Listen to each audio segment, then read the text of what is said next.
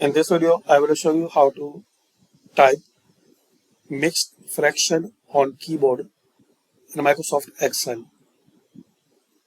So insert and equation and type here equation like 5, 1/2 and press space bar like this. Now you can change the size and color what you need here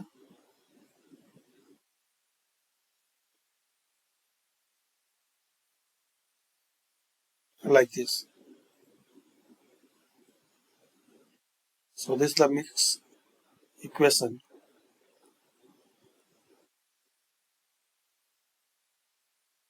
Very simple and easy way. Insert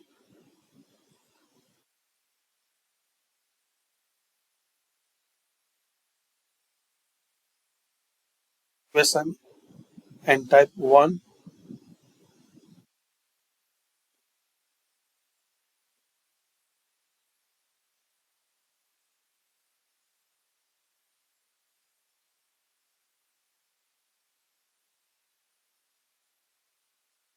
like 5,